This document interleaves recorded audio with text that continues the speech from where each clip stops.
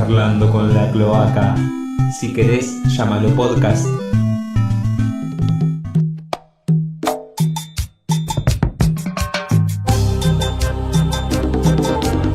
Y esto es para todos los que sufren de verdad.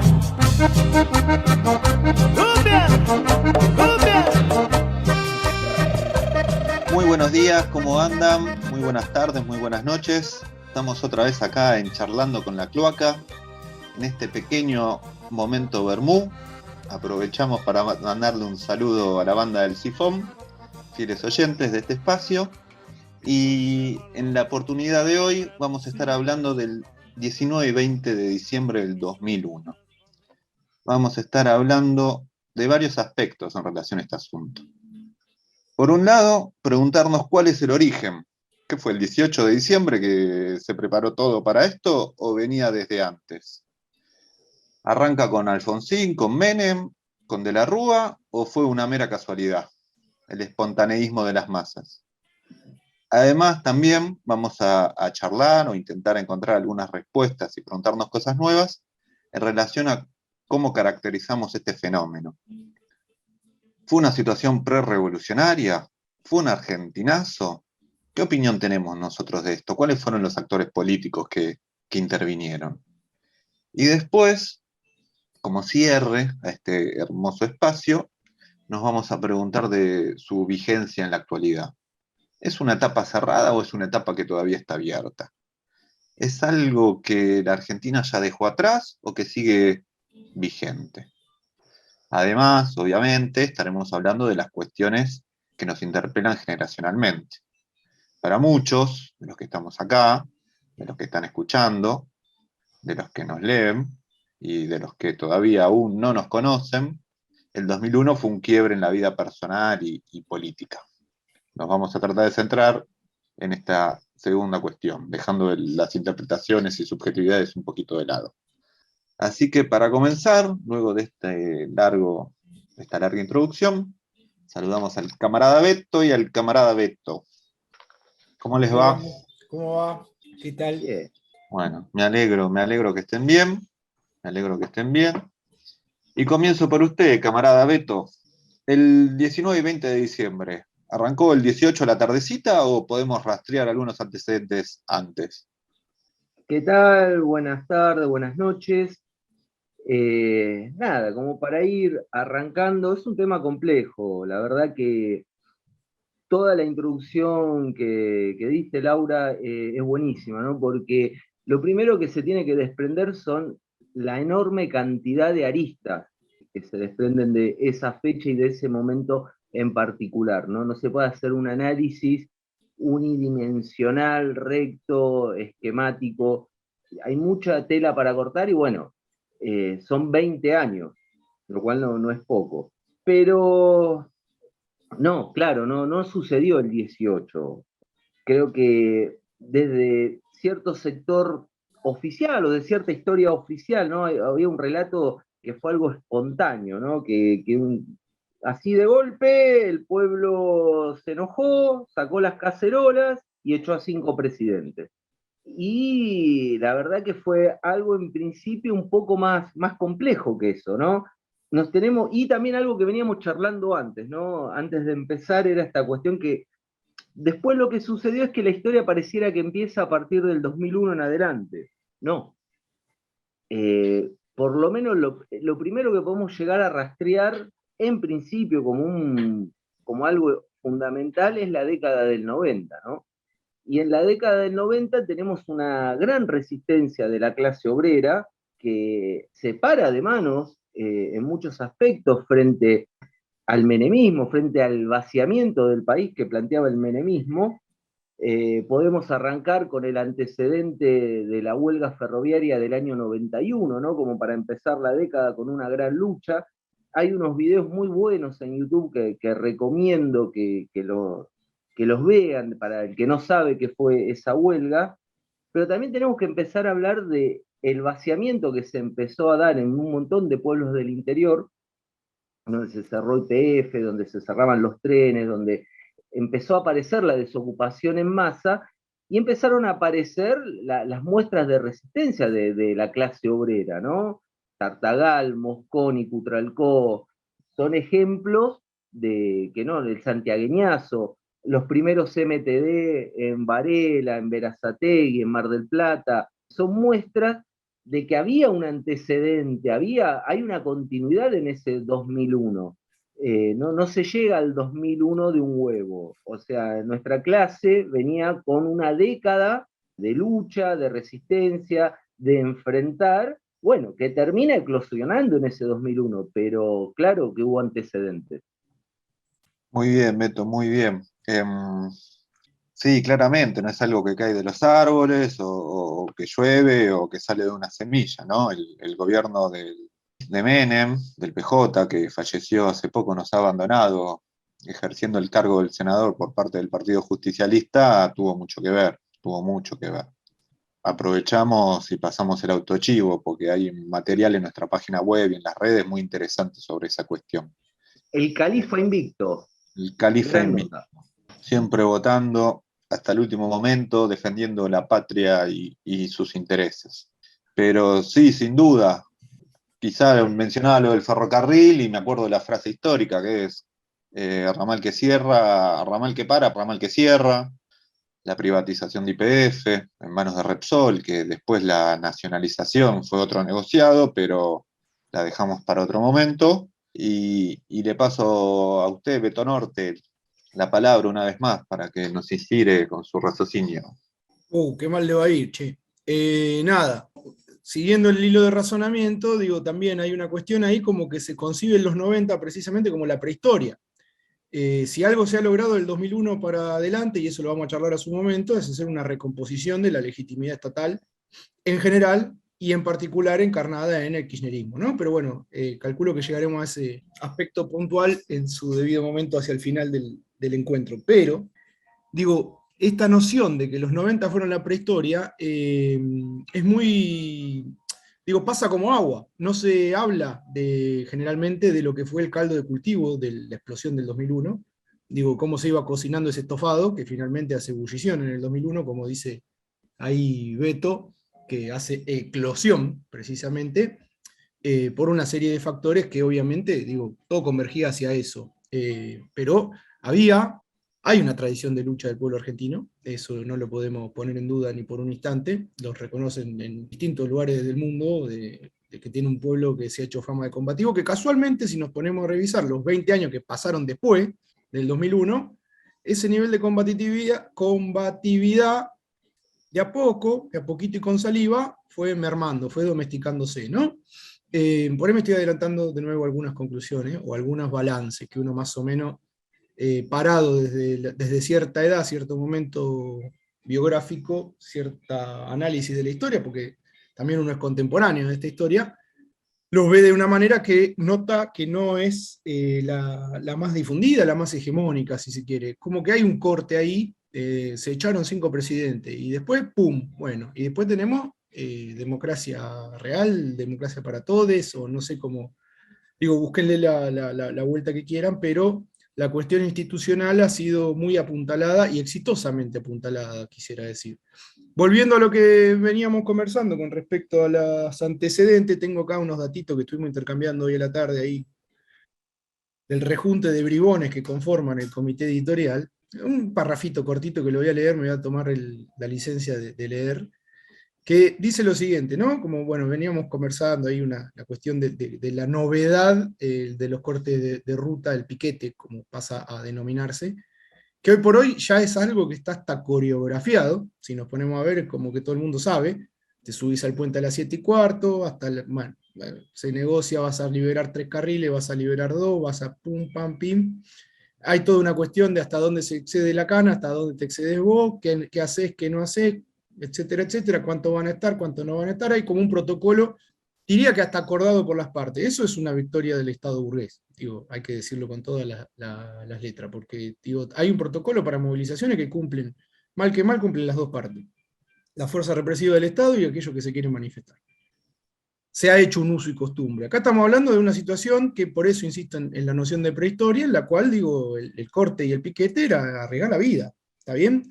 Y era un método de lucha que empieza a extenderse a partir de mediados de los 90, diría yo, ¿no? Como que no era una novedad, porque habían existido en distintos momentos históricos, pero al deslocalizarse, digamos, el conflicto en términos de que estalló un pueblo entero, estalló una región entera, ya no es la puerta de la fábrica donde están despidiendo 50 compañeros, ya no es la puerta del taller ferroviario donde están despidiendo 120, sino que vamos a cortar la ruta, acá no pasa nadie, etcétera, etcétera, etcétera, por esta y esta situación.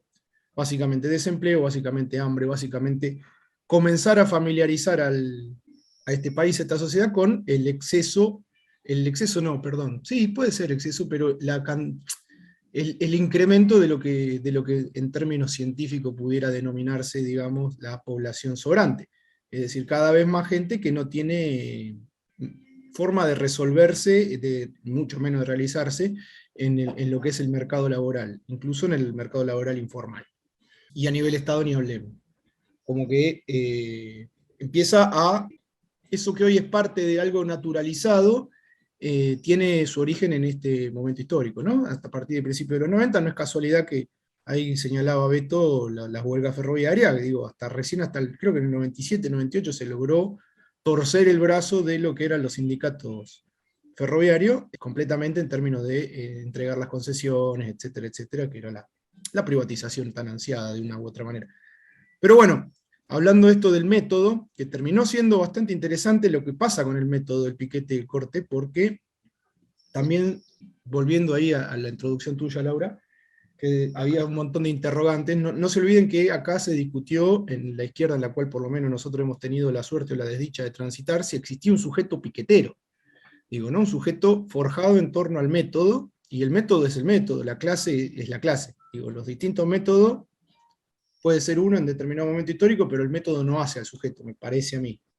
Es una opinión, lo podemos discutir si quieren. Es uno de tantos métodos.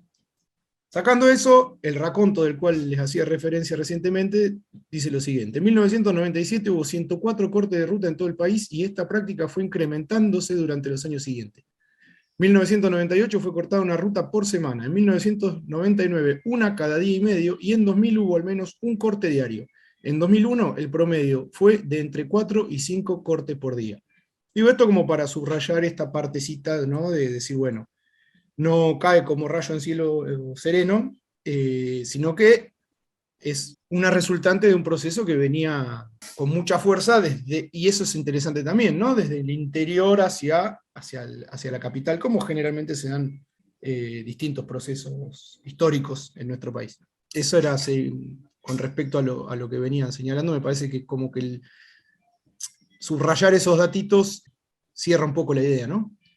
Genial, Beto. Muchísimas gracias, Beto, también. Muy interesante esta etapa. Y yo me tomo el atrevimiento de agregar dos cosas. El corte de ruta no es casual, es imposibilitar la circulación de mercancías, porque como ya no se tiene una fábrica, ya no se tiene una empresa, es la única manera de hacerse ver, ¿no? Que no circulen las mercancías, que no siga girando la rueda.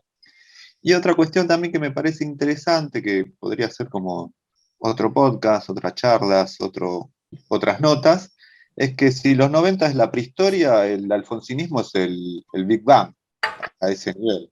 Porque no podemos dejar de lado todo lo que fue la vuelta a la democracia, todo el cambio que implicó la dictadura militar en la acumulación de capital en la Argentina, no podemos dejar de lado lo que fue el comienzo de las privatizaciones y las hiperinflaciones, para mencionarla, ¿no? Que como sabemos hoy día, al que más afecta el aumento de los precios y sobre todo de la comida es a la clase trabajadora, ¿no? Como también un poco el caldo de cultivo se va hasta esos años, que también siempre son dejados de lado, y la nueva historia oficial nos hablan de los padres de la democracia, de Alfonsín, que fue bueno cuando apenas falleció. No nos olvidemos que su hijo fue candidato a presidente justo ese año, si no, no lo hubiese sido jamás, y que muchos de los funcionarios de aquellos años siguen siendo los operadores políticos en la actualidad, para seguir buscando alguna continuidad y que nada se pierde, todo se transforma en este hermoso país. Pero bueno, avanzando un poquito más, te pregunto, Beto, ¿fue un argentinazo el 2001? ¿Fue un momento pre-revolucionario? ¿Hubo alguna dirección traidora? Expláyese, por favor, Beto, expláyese. Lo escucho y aprendo. No, está bien. Arranco diciendo que es un debate muy verga floja ya a esta altura, ¿no? Pero vamos a tratar de hacer el intento. Es interesante, ¿no? Esto es algo que he debatido bastante también con todo tipo de personajes. La cuestión de sucede en Córdoba es cordobazo, sucede en Santiago del Estero es santiagueñazo, sucede en Buenos Aires argentinazo, ¿no? Me parece que si bien tiene un antecedente, como señalaba Beto, del interior que confluye hacia el centro del país, hacia Capital Federal, eso es innegable. Lo cierto es que el 19 y 20 sucedió en diferentes ciudades del país, pero el epicentro fue Buenos Aires. No sé si podemos hablar de un argentinazo de rebeliones populares a lo largo y ancho de todo el territorio nacional. No sé, yo pondría un signo de preguntas. Ahí sí fue una rebelión, sí tuvo determinadas características, pero hablar de argentinazo, ¿no? No sé. Pero bueno, eso vamos a dejarlo para ir debatiendo. Después, si hubo o no un sujeto revolucionario, me parece que tiene que ver con esto, y ahí entrando a lo que nos gusta charlar tanto de nuestra querida izquierda, tiene que ver de embellecer lo que tenemos, ¿no? Tiene que ver con vuelan un par de cascotes y ya escribimos notas y notas y notas sobre lo que no sucedió, y uno dice, no, pero yo estuve ahí, no fue así, pero bueno, eso es un arduo camino a desasnar. Yo creo que sí fue una eclosión, una explosión de la institucionalidad. La institucionalidad se resquebrajó por todos lados. Yo no me olvido de los políticos, ¿no? Ahora que se habla tanto de la casta, con miedo en la calle, que lo cagara a trompada a cualquier vecino. Creo que hubo un quiebre, ¿no? El que se vayan todos. Es un grito que te está diciendo, váyanse todos de punta a punta, acá no se salva ninguno. Después discutimos si volvieron todos. Hubo una situación de quiebre institucional profundo. No nos olvidemos que hubo un estado de sitio, no nos olvidemos que se echaron a 5 presidentes y a Dualde más o menos lo ponen porque nadie quería agarrar la manija. Eso es real, eso es concreto. Después hablar de situación revolucionaria cuando no tenés un partido revolucionario, a pesar de que uno en los debates finos, todo dice, no, nosotros la vimos venir, la del 2001, porque nosotros dijimos tal cosa, ¿no? Porque nosotros, pero lo real es que no hubo una dirección revolucionaria, no hubo una subjetividad desde un partido revolucionario que haya podido orientar, direccionar esa rebelión popular, e intervenir con un contenido clasista, con una perspectiva de poder. Sí hubo intentos, por supuesto, inmediatamente posteriores al 2001, que son loables, que son valiosos. Creo que es nuestro piso hoy, ¿no? La asamblea de desocupados que se hizo en La Matanza, las ANT, los planes de lucha que impulsó la ANT, me parece que fue un intento válido, pero que mostró también todos nuestros límites, ¿no? Y ni hablemos de lo que fue las asambleas populares, ¿no? Un fenómeno que si bien se extendió al conurbano, fue marcadamente capitalino, y mucha izquierda flasheó soviet con eso, y la verdad que no fue así. Sí fue un intento que uno, genuino, que uno debe decir, che, está bueno, mirá, es hasta donde dio la nafta, pero me parece que en esta cuestión de ponerlo en su justa medida, ¿no? Creo que hay que analizarlo en lo que fue. Fue un intento, fue un resquebrajamiento por todos lados de la institucionalidad burguesa, fue un grito desesperado de los explotados de la clase obrera, que ya no soportaba más, venía de 10 años de lucha, de pauperización. Vos me decís, ¿queda abierto este periodo? ¿Queda no abierto? Mirá, las condiciones objetivas que había en ese momento hoy están exacerbadas. Hoy tenemos 2 generaciones ya desde ese 2001 hasta acá, que son parte de esa población sobrante, son parte de ese mercado laboral cada vez más pauperizado, más chico. Lo que tenemos, y todavía no nos vamos a meter ahí, pero sí tenemos a partir del 2003 una reconstitución de esa institucionalidad, ¿no?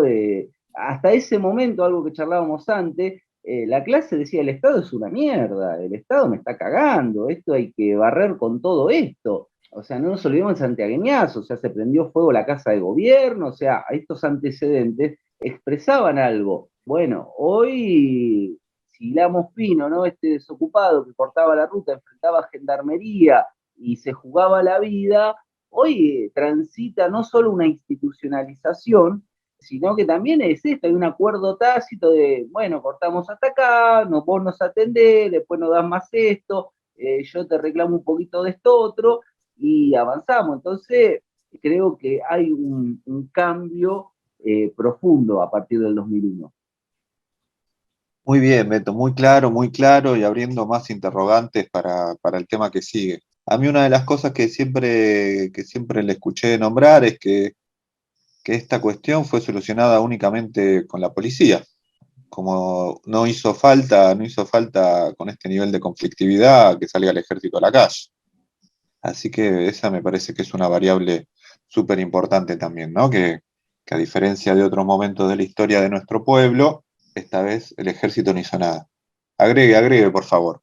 No, eso que, para sumar a lo que venís diciendo, es eso, a ver, ese quiebre institucional le alcanzó al aparato represivo de la burguesía con la cana nada más. El ejército no intervino, ¿no? Y creo que eso es algo a analizar. O sea, si bien tuvimos más de 40 muertos de este lado, como siempre, los muertos de este lado, con la cana les alcanzó, ¿no? Eso creo que habla también dónde estaba ese pueblo en términos organizativos. Muy claro, Beto. Y aparte siempre, por lo menos en Capital, ese es el número de muertos oficiales en Capital. Si empezamos a recorrer todo el país hay más, y todos los que se taparon, ocultaron o negaron. Incluso siempre aparece cada tanto en Capital la policía rompiendo las baldosas donde indican dónde fueron asesinados miembros de nuestra clase. Pero bueno, Beto, le toca a usted ahora. Sí, no, a ver, acompaño prácticamente todo lo mencionado por mi tocayo. Una cosa ahí que me quedó, insisto, con los relatos. Nosotros como generación, o por lo menos mi generación, que más o menos la compartimos, estamos todos más o menos en la misma beta generacional, nos hemos formado reivindicando el 2001 y casi mirándolo con ojos festivos, ¿no? Como con cierta nostalgia de algo maravilloso, y la verdad que no sé qué tan maravilloso puede resultar en términos de... Por un lado ahí meto la variable que mencionaba Beto con respecto a, digo, ¿qué organismos medianamente, potencialmente de doble poder existían en aquel momento? Digo, la Asamblea de Parque Centenario, el Capital Federal, bueno, o tal o cual experiencia más interesante ligada a los MTD y demás, que bueno, como ya mencionó, y ya lo hemos hablado en otras ocasiones, y en esta también, digo, todo lo que fue el movimiento desocupado, más o menos, tardó unos años, no fue tan fácil, pero lo metieron en una bolsa uno, en una bolsa otro, uno un poco más quisquilloso, el otro dócil a nivel tal de que maneja ministerio, pero bueno, más o menos ya está en caja todo eso, ¿no? Digo, ¿qué izquierda hemos construido en esos 20 años en general, más allá de la experiencia personal de cada uno, ¿no? En ese registro de, el 2001 echamos 5 presidentes, no, cierto exitismo, cierta cosa que incluso esto de lo cual se hizo comió mucha fruta, digamos, el propio kirchnerismo, haciendo propaganda con nosotros no reprimimos. Y de este lado, diciendo, esto es una victoria, que no se reprima la movilización, o que se reprima de una manera un poco menos abierta, violenta y demás, la tercerización de la represión, otro fenómeno post-2001. Me parece que por un lado la cuestión está de si sigue abierto o no, es un poco, me suena un poco fuerte, pero el camarada Beto la pateó muy arriba, dijo, era verga floja, me parece que es masturbar un muerto directamente, porque decís, bueno, abierto tenés otras cosas. Digo, volviendo a lo que decía el compañero de lo creciente y sin prisa y sin pausa que ha sido, eso, sin prisa pero sin pausa, remarco, que ha sido el incremento de la depauperización de nuestra clase, digo, ¿no? Durante estos 20 años, de cada vez más gente al borde o directamente caído el mapa. Entonces, cuando nos hacemos ese tipo de preguntas, que me parece que siguen siendo válidas, tenemos que, me parece que un gesto hasta de humildad y de honestidad intelectual es mirar alrededor. Si estamos en una posición un poco más ventajosa, con todas las comillas que se le quieran poner, después del 2001, pero nuestra clase se sigue empobreciendo día a día, sin prisa, pero sin pausa, ¿cuáles son las condiciones más ventajosas que estamos con respecto al 2001? Digo, y ahí de ese tipo de premisas falsas, erróneas y completamente falaces, se desprenden que te inviten a festejar que hay 4, 5, 6, 8, 12, 14, 16 o un diputado de izquierda en el Parlamento. Digo, es otra marca más de cuán en caja te han puesto y lo cómodo que estás con estar en caja también. Y no es por cargar tinta sobre los compañeros específicos que integran esos partidos, etcétera, pero me parece que de premisas falaces se obtienen conclusiones falaces, y si estamos apuntados y parados y apuntalados y construimos sobre esas premisas y conclusiones falaces, lo único que vamos a hacer es reproducir algo que es autocelebratorio, mentiroso, etcétera. Digo, estoy tratando de unir momentos históricos, ¿no? Como para ya pasar a la parte que continúa, pero me parece un poco eso, digo, seguir jodiendo como que fue una situación prerevolucionaria cuando no había no había una cabeza, no lo hubo. Fue una rebelión popular, sí, tembló todo el país, sin duda. Con epicentro en grandes centros urbanos, también, sin duda. Pero venía de una acumulación de lucha, como ya hemos comentado. Situación prerevolucionaria, bueno, yo más o menos, por lo que he leído, me parece que es otra cosa. No había un órgano de poder de la clase que fuera a disputar justamente el control del aparato del Estado. Ni siquiera con objetivos reformistas, diría, ¿no? Ni siquiera con objetivo de decir, no, mirá, la verdad que no es que queremos construir el socialismo con toda la letra. No, la verdad que queremos gobernar nosotros. José de la otra cuadra, Marita de allá y Pepe de Tapiale. Eso no estaba. Era, vamos a seguir hinchando las pelotas, esto, que se vayan todos, qué sé yo, y cambiaban la figurita. Es muy difícil no sustraerse de la anécdota personal, pero me acuerdo estar con mi familia y decir, otra vez. Y era una cosa que también, ya después de unos días, uno lo miraba por tele. Y eso te dice bastante. Si lo miraste por tele, bueno, es porque en otro lado no estaba. Digo, no estaba efectivamente la Pueblada en acto en todo tiempo, momento y lugar, ni mucho menos en estado de asamblea permanente, como te vienen a inflar así, como dijo Beto, flashearon Soviet. Digo, los ahorristas de Parque Centenario me parece que estaban más interesados por ver cómo garcha sacaban la poca guita que tenían en el banco que en construir una sociedad nueva. A lo sumo, después terminaron haciendo una huerta, y está buenísima la huerta, no hace ni bien ni mal. Me parece que un poco de honestidad nos debemos al momento de ponderar ese tipo de grandes preguntas, porque el devenir histórico fue lo que señaló qué carajo había ahí. Y había todo un montón de cosas, pero no había otro montón de cosas. Entonces, son 20 años de felicitarnos por haber echado 5 presidentes. Es como la vieja banda que se junta, che, estás pelado, che, estás gordo, ¿te acordás cuando te llevaste? Es como una cosa un poco así hoy por hoy, ¿no? Por eso insisto en remarcar lo que decía en la otra intervención con respecto a la prehistoria, ¿no? La historia empieza en el 2001 cuando echamos 5 presidentes. ¿Y cómo estamos ahora? No podemos echar ni un polvo, Beto. Sí, y yo agrego que me parece que una de las principales características del 2001 es el espontaneísmo. Es gente suelta, yendo, viniendo según su tiempo, sus ganas, su fuerza, su ubicación geográfica, ¿no? Me parece que queda muy, muy a la vista que no había una organización atrás que condujera, con objetivos e intereses claros. Porque si hubo algo que después aprendió la clase dominante, es separar a la clase trabajadora. Que la consigna haya sido Piketty y Cacerola, la lucha es una sola, muestra cómo se logró una unidad en los hechos por un rato, que no había para comer y los pocos que tenían plata, después de tanta crisis, se le iban a sacar. Después vino Duhalde, obviamente los cagó a todos los laburantes, después vino el PJ, y eso lo hablamos en un ratito. Pero me parece que esto de celebrar el espontaneísmo en sí mismo, asombrarnos, enamorarnos de gente tirando piedras, está buenísimo, un rato.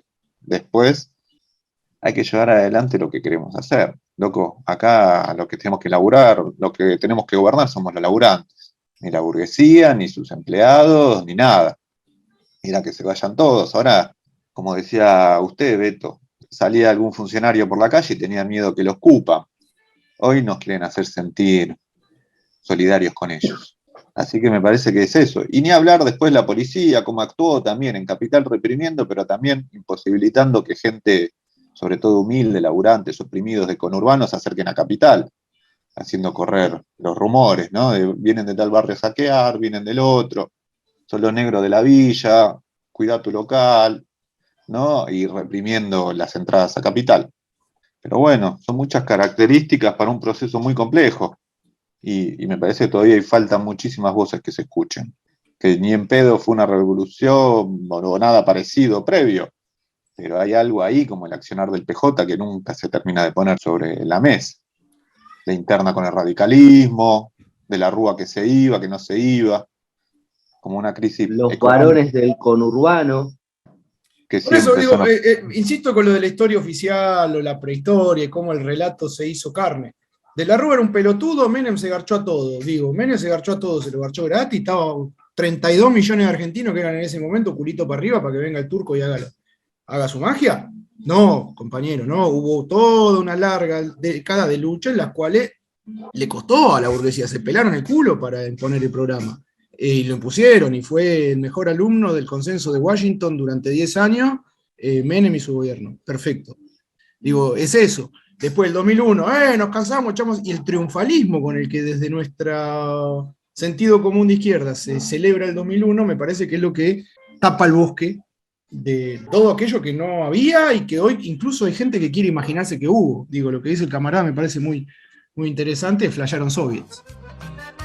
Cortaremos la ruta, la situación no va más. ¿Cómo explicarle a un hijo que ya no podrá estudiar? Las cubiertas ya arden, aquí nadie pasará. Bueno, y acá continuando un poco, más allá que se estuvieron anticipando Beto y Beto, vamos a hablar un poco de la vigencia, ¿no? Todavía, y un poco también todavía de lo que fue esa noche. Me parece súper importante también, ¿no? Plantear como que el 2001 fue un poco, que después lo podemos charlar en profundidad con gente que sabe de verdad, ¿no? Como quien habla, de que se plasmó un poco lo que fue el cambio de modelo de acumulación, que arrancó con la dictadura militar, que se continuó durante el menemismo, que fue eliminar todo tipo de industria, y en el contexto que después retoma el kirchnerismo, el aumento de las commodities, ¿no? Con una China cada vez más grande, el precio de las commodities que se van al cielo, el desdoble del dólar, y ahí arranca un poco lo que es esta nueva etapa de la Argentina, de la patria sojera, ¿no? Entre tantas cuestiones. Que es otra charla para hablar largo y tendido, y qué alternativa hay para nuestro país y para América Latina. Así que bueno, Beto, escúchame. Te paso a vos, dale, que yo sé que tenés mucho para decir. No, bueno, primero coincidir, Laura, con esto que señalás, que me parece que da para profundizar a lo loco el tema ese. No, simplemente... Perdón, cierro, meto sí. Un bocadillo. Meta Con lo que Beto. comentaba ahí Laura, decía de un pasaje de una etapa del modo de acumulación a otro. Obviamente no es que un día alguien se para, se reúnen 4 burgueses y dicen, che, vamos a hacer soja ahora. No, se venía gestando, digo, este país siempre fue muy de un perfil agroexportador, etcétera, etcétera, pero cómo gana ese nivel de hegemonía, ese paradigma, si se quiere, en primer término, y en segundo, nada, de acuerdo a lo que comentaba, obviamente para profundizarlo en otro momento, pero me surgía la cosa de que por ahí el 2001 fue un dolor de parto, en ese sentido, para traspasar definitivamente de un languideciente modelo de relativa industrialización a esto que es, digamos, no es que el campo no esté tecnificado ni industrializado, pero que tiene otra centralidad y por consiguiente otro nivel de demanda y disponibilidad de mano de obra. Digo, ya no es una necesidad ni acá ni en el mundo formar mano de obra. O cada vez lo es menos. Entonces, digo, eso queda entre el corchete para otra intervención más específica sobre el tema, que me parece que estamos en condiciones de realizar. Pero ahora vamos un poco a la calle, ¿no, Beto? Me gusta, tengo ganas de salir a la calle. Sí, ahí le paso la palabra a Beto. Y reventar un par de cajeros. Disculpe. Sin duda, Beto Norte, que la historia de este país va casi de la mano, o es casi lo mismo que la historia de la sociedad rural. Pero bueno, Beto Sur, continuemos después de este largo paréntesis. Salgamos a la calle. No, un poco, a ver, breve. Yo me quedé pensando mucho lo que decía Beto Norte, ¿no? Que me parece de una honestidad brutal. Esto, che, venimos hace 20 años felicitándonos por algo que deberíamos, en principio, por lo menos, analizar bien con todas sus aristas. No es que lo estamos haciendo nosotros, no vamos a robar ese derecho, pero por lo menos estamos haciendo el intento. Pero en ese sentido, también como contracara, tal vez, señalar y contar un poco que por lo menos aquella jornada del 19 a la noche, puntualmente, ¿no? Uno habla muchas veces de el poder de la clase obrera, el pueblo organizado, la fuerza del pueblo, y un poco fue así, ¿no? Cuando uno se siente parte de esa marea enorme, gigantesca, de gente que venía marchando por todo Rivadavia, y uno se sumaba y de golpe ingenuamente caía en las escalinatas de Congreso y alguien gritaba, vamos a la Plaza de Mayo, y se empezaba a cantar, y miles de personas marchando a Plaza de Mayo, que no sabíamos muy bien por qué, ¿no? Porque íbamos a tirar las puertas que se empezó a hacer y a todos nos atravesaba esa cosa. Sí, volteamos la puerta de la casa de Rosada y ¿qué hacemos? ¿Qué ponemos? ¿Cuál era? Era bronca, era mucho entusiasmo, eso es innegable, ¿no? Había como una sensación de contagio, de verse uno en el otro, de ser una sola voz, y esa subjetividad no se puede imponer, inventar, ¿no? Ahí era un pueblo que cantaba sus consignas, y se cantaba entusiasmado, y cantaba, y ahora yo voy a una marcha, y salvo la gorda del megáfono que canta, el pueblo no va cantando. Entonces esa subjetividad la tenemos que ver. Creo que eso también marca, señala lo que es real de lo que no lo es. En ese momento éramos miles cantando, con bronca, avanzando, siendo parte de un todo, que ahora no es así. Entonces creo que, a ver, si nosotros no hacemos un balance, un hilo conductor entre esos momentos y salir disfrazado de koala por los incendios de Australia, estamos en el horno. No puede ser todo, no, somos hijos del 2001 y te disfrazás de koala. Me estás jodiendo, o sea, entonces creo que tiene que ver con esto que señalaba Beto, loco, venimos hace 20 años diciendo, está todo bien, somos unos campeones, echamos 5 presidentes, tan linealmente, y no se analizó todo lo otro, no se profundizó, así que me parece que un poco debemos avanzar por ahí, entrar, me parece, ya en qué pasó post-2001.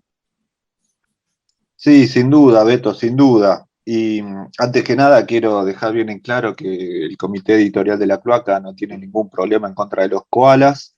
No puedo garantizar lo mismo del departamento de Memardo para que nadie se angustie ni se ponga ansioso. Pero sin duda, Beto, sin duda, coincido con usted. Algo en el medio pasó, algo en el medio entre el 2001 y las manifestaciones de estos años o las anteriores pasó. Pero le paso ahora a usted, Beto Norte, y después retomamos. Yo un pequeño contrapunto ahí con respecto a los koalas. Cuando era chico era uno de mis sueños tener un koala. Siempre fui bichero, sigo siendo bichero. Hoy me pregunto qué sabor tendrá. Pero bueno, nada, lo dejo a consideración.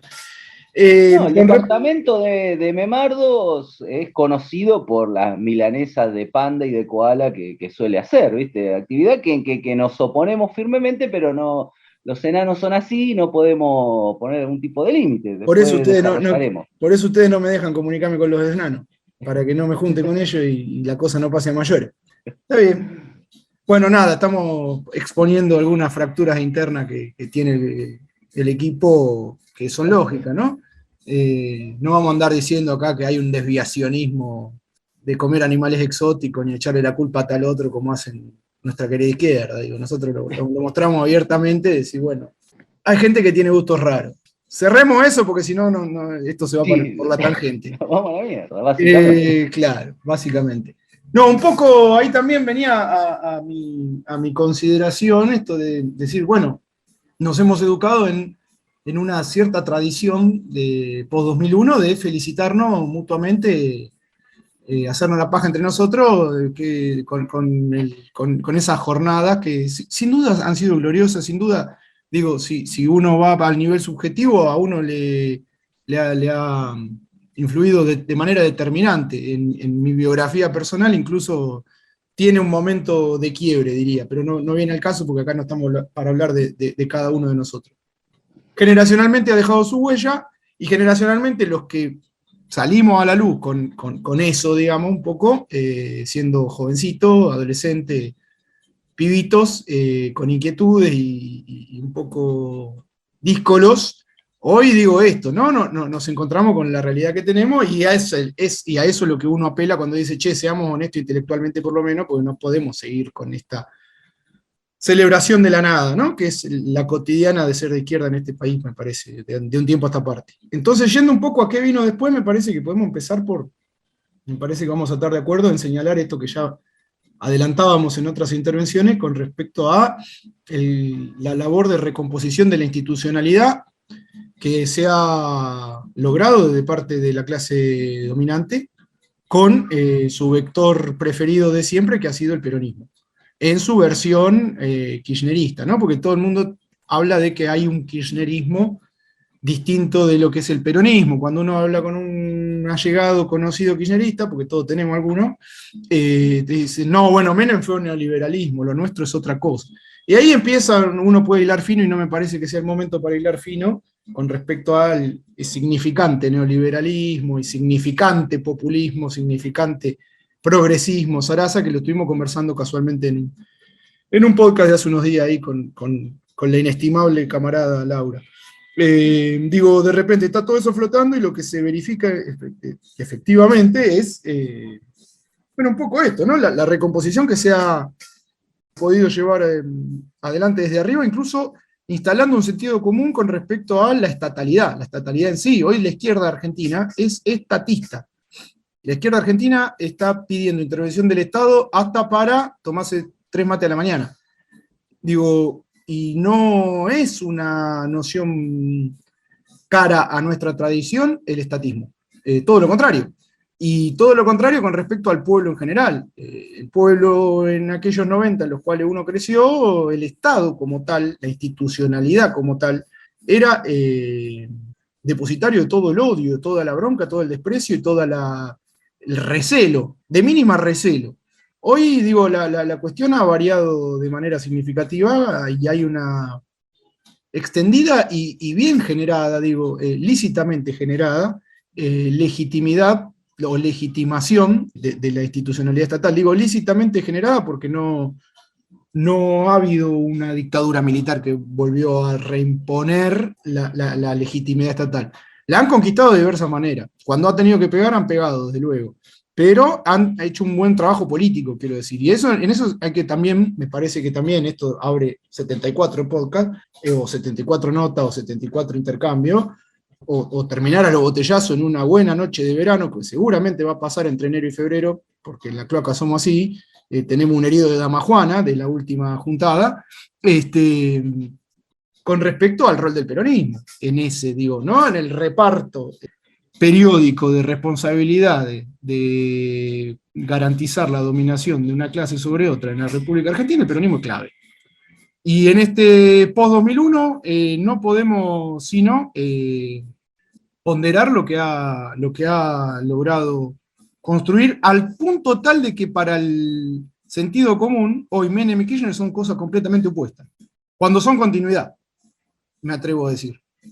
En todo caso, uno tapó los baches que dejó el otro, pero han sido distintos momentos de una continuidad histórica, me parece a mí, y que apuntalan lo que señalaba Laura al principio de esta parte del intercambio con respecto a poner las condiciones para determinado momento de lo que es garantizar la acumulación de capital. Las condiciones para ese momento del rol de Argentina en el mercado mundial las impuso Menem, y le llevó sus 5, 6, 7 años de 10 que estuvo en el poder, con unos niveles de legitimidad gigantescos, porque eso no lo podemos negar tampoco. Si tomamos por válido la cuestión del voto, bueno, el tipo lo legitimaron y lo reeligieron, y hasta el año 98 se paseaba por la calle en pelota, a cococho de los Rolling Stones, literal, no estoy metaforizando.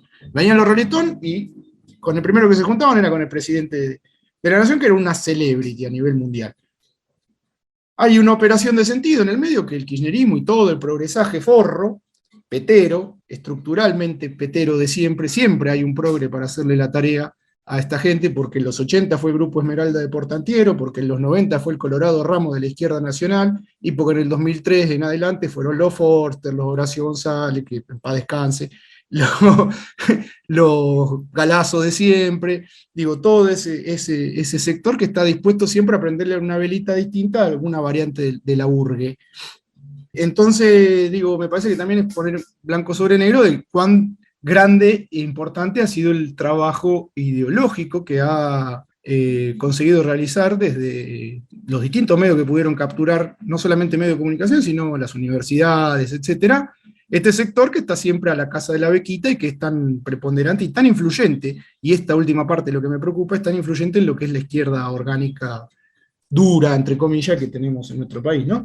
Pero bueno, un poco es eso, digo, me parece que si nos extendemos sobre las particularidades de lo que ha puesto en pie lo que podríamos denominar el consenso kirchnerista, porque si nos fijamos durante el gobierno ultra neoliberal, dictatorial, bla, bla, bla, pónganle todo la adjetivación que quieran de Macri, el Estado no solamente no creció, sino que creció más que durante el kirchnerismo.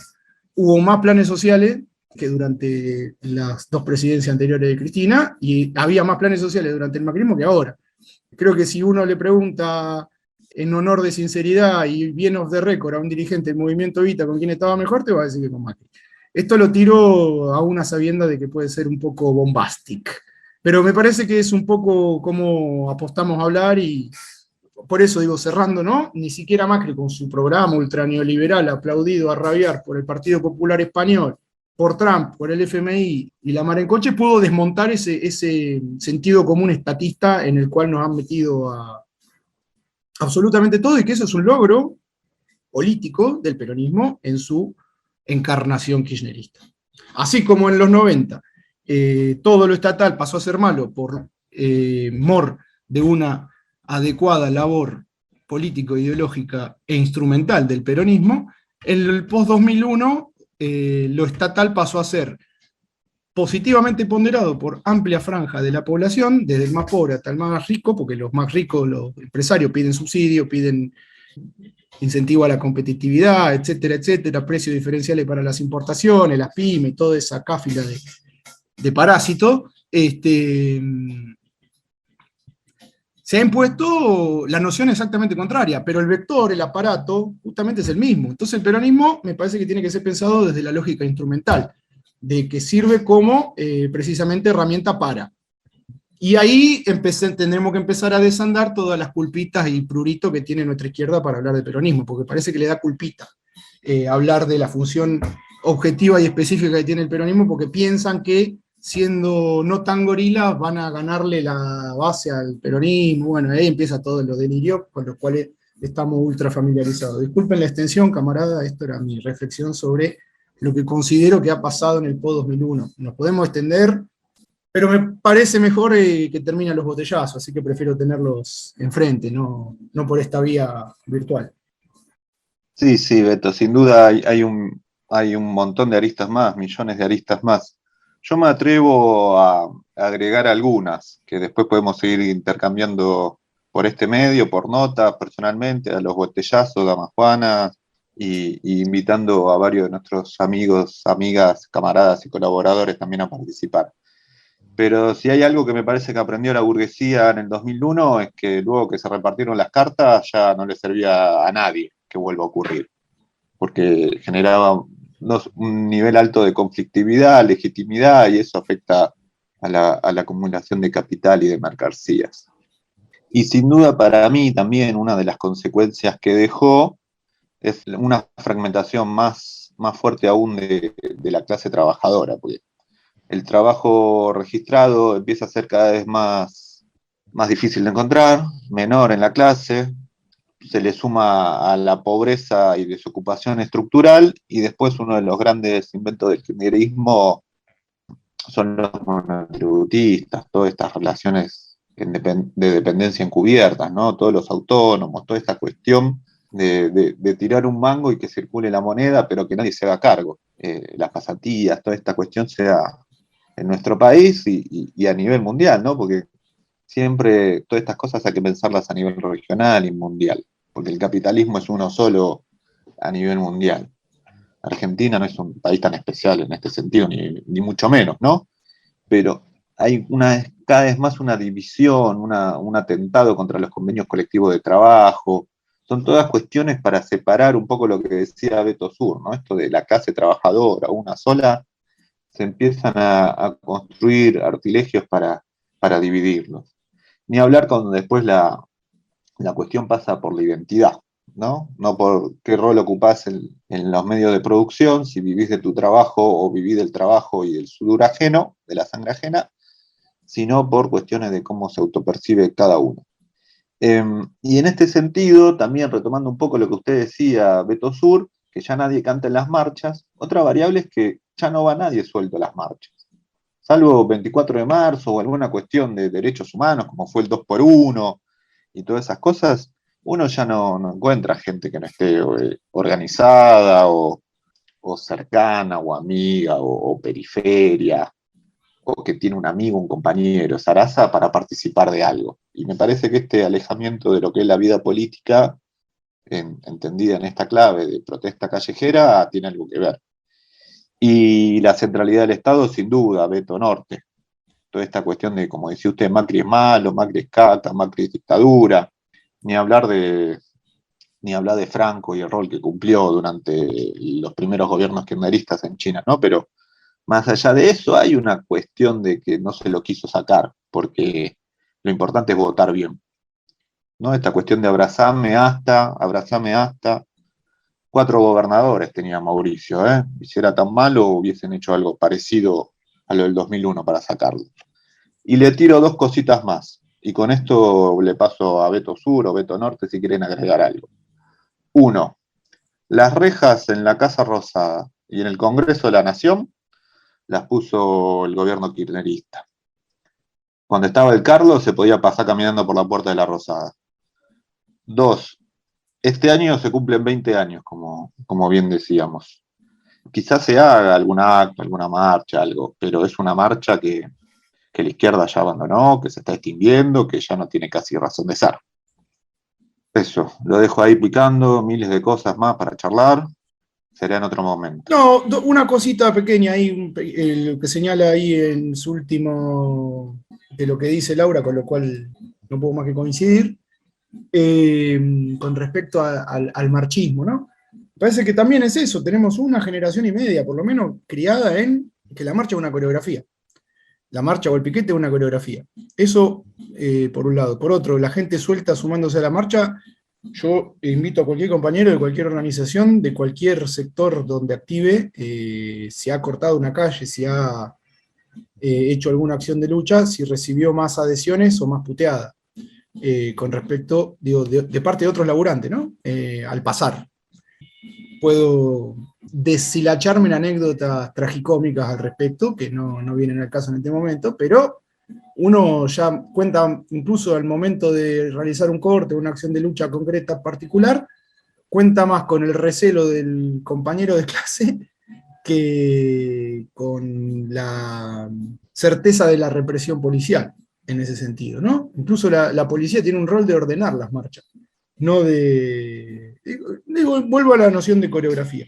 Eso da cuenta también de algo que venimos conversando, que es el nivel de recomposición que ha podido establecer la clase dominante post-2001, que estuvo en jaque, puede ser, un ratito. Que se le llenó el culo de pregunta también, pero también dejo acá una hipótesis, me parece que más por incapacidad propia que por, incluso teniendo en cuenta la gloriosa jornada del 19 y 20, que ni por un momento vamos a dejar de reivindicar, también tenemos que ponderar de manera lo más objetiva posible que fueron. Y es un poco la intención de esta intervención en formato podcast, ¿no? Decir, bueno, todo muy lindo, pero empecemos a contar qué hay en el debe. Me parece que va por ahí.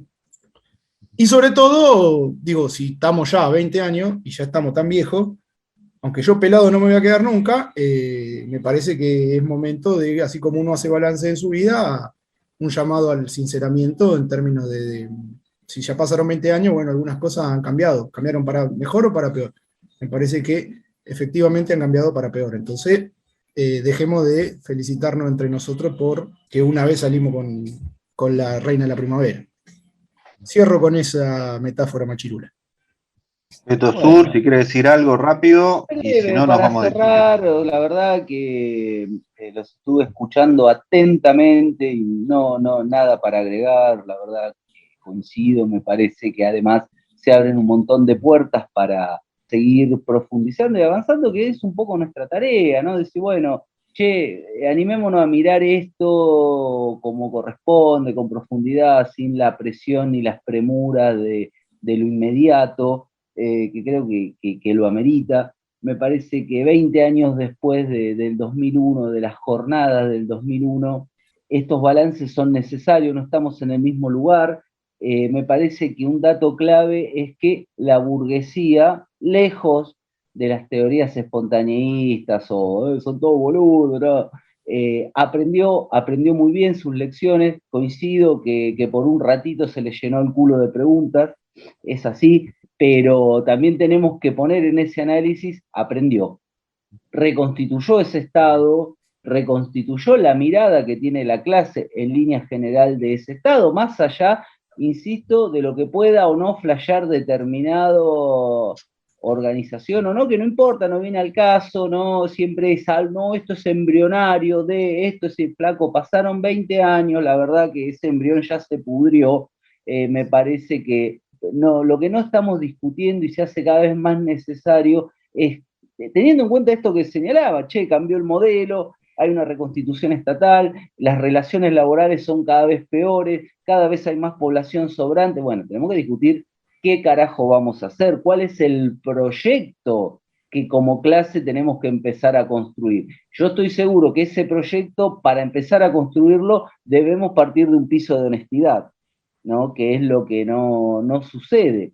Me parece que es muy importante tener un análisis crítico, objetivo, material, y entender cómo ese Estado se reconstituyó. No alcanza con decirlo, hay que entenderlo, que me parece que es lo que no sucede, no se termina de entender, porque si no, no se podría seguir con la misma lógica.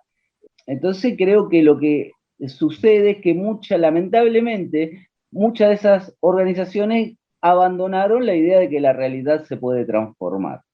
No se puede transformar. Entonces, como no se puede transformar, esto es lo mejor que podemos hacer. Bueno, caramba. Hace 20 años que se viene más o menos diciendo lo mismo, y no es que la burguesía no hace nada, la burguesía avanza sobre nosotros como clase. Entonces eso, el 2001, claro que reivindicamos esas jornadas, claro que reivindicamos que el pueblo se levante, se alce, putee, tire piedra, claro que le rendimos nuestro homenaje a los caídos en esas jornadas, pero también lo tenemos que tener eso como un piso y no como un techo. O sea, eso pudo hacer nuestra clase, bueno, de ahí para adelante faltó algo. Bueno, eso algo que faltó, creo que es la tarea de empezar a construirlo, empezar a problematizarlo por lo menos. Así que eso, camaradas. Sí, sin duda. Y ya para cerrar, me atrevo a decir que desde los gobiernos de Colombia, de Chile, de Ecuador, con todos los conflictos que hay, que hubo en estos últimos años, sin duda deben haber pegado más de un llamadito, un WhatsApp, un mail a funcionarios peronistas y radicales de aquellos años para aprender un poquito. Otro tema, lo seguiremos en otro momento. Y ya para el cierre aprovechamos para saludar al compañero Mario Roberto, que cumplió años hace poco, que estuvo aislado por cuestiones que ya todos conocemos, y que andaba con problemas, andaba complicado con las clases de catecismo, que andaba buscando profesora particular. Y lo último, saludamos a uno de nuestros oyentes más fieles, de los lectores desde el principio del surgimiento, del nacimiento de la Cloaca, fiel colaborador del comité editorial, que anda con problemitas de salud y le afectó el trabajo en estos últimos años. Así que, Kun Agüero, te mandamos un abrazo, fuerza y para adelante. Nos vemos la próxima, camaradas. Hasta la próxima, camaradas. Un abrazo, gracias, hasta luego. Solo pido trabajo con este pueblo.